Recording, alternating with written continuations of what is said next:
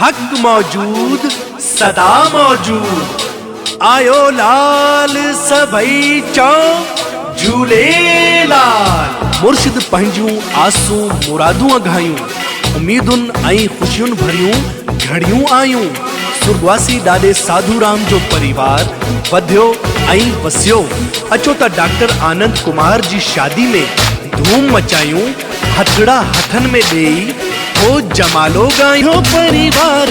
झूमियो घोट जो पी रमेश कुमार, हर को घोट लाए अजु खणी आयो हार। झुमायो प्रेम चंद मुकेश कुमार के, डॉक्टर सुनील ऐं संतोष कुमार के, चाचू कृष्ण राजकुमार वारस गाए दोस्त यार थो।